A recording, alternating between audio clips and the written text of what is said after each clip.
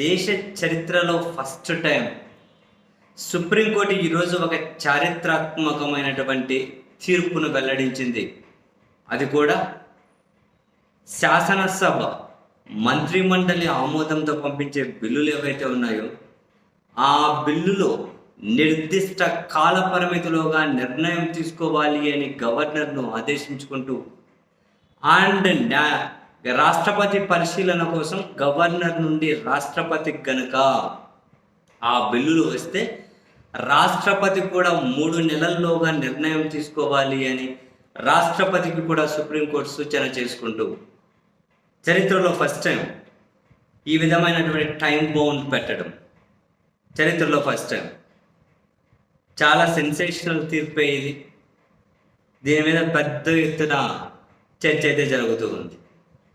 But అదే సమయంలోనే jump చలానీల మీద కూడా సుప్రీంకోర్టు ఇటువంటి నిర్ణయమే, ఒక టైం బౌండ్ అనేది ఖచ్చితంగా తీసుకోవాలి. ఇది ఇంకా చాలా ఇంపార్టెంట్.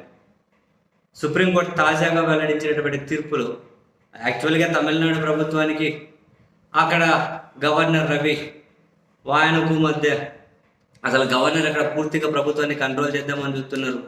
ప్రభుత్వం ఏం బిల్లు తయారు చేసి పంపించినా కనుక ఆయన ఆమోద ముద్ర వేయట్లేదు.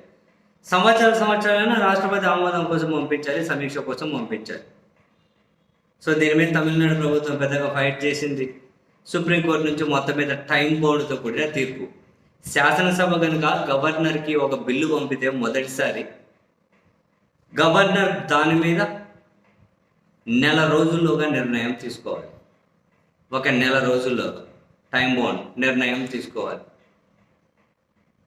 రాష్ట్రపతి కనుక పంపిస్తే 3 నెలల్లోగా రాష్ట్రపతి దాని మీద నిర్ణయం తీసుకోవాలని చెప్పి రాష్ట్రపతికి సూచించారు.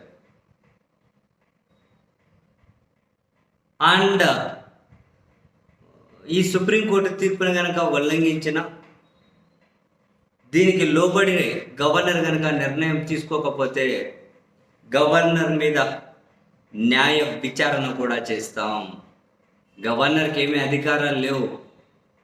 మంత్రిమండలి ఆమోదంతో శాసనసభ ఏవైతే పంపిస్తుందో దాని మీద పని చేయడం తప్ప, దానికి ఓకే చేయడం తప్ప గవర్నర్కి ఏమీ విధి విధానాలు లేవు. అండ్ ఒక time bound specific time period పెట్టి ఆ లోపే నిర్ణయం తీసుకోవాలి అని చెప్పి ప్రకటించడం చరిత్రలో ఫస్ట్ టైం. రాష్ట్రపతికి సూచనలు, గవర్నర్కి ఆదేశాలు, ఉల్లంఘిస్తే గవర్నర్ మీద కూడా న్యాయ విచారణ ఎదుర్కోవాల్సి ఉంటుంది. సో నాకు తెలిసి ఇప్పుడు బీఆర్ఎస్ వాళ్ళు వేసినటువంటి ఈ గోడదూకులు ఏవైతే ఉన్నాయో ఎమ్మెల్యేలు పార్టీ గుర్తు మీద గెలిచి, దీని మీద కూడా అటువంటి టైం బౌండే రాబోతుందేమో చూడాలి. అది కూడా విచారణ నెట్ఫ్లిక్స్లోనే ఉంది. మరి దాని మీద కూడా అటువంటి టైం బౌండే వస్తే ఈ జంపు జలాల దరిద్రం అన్న తగ్గుతుందేమో చూడాలి సీరియస్లీ.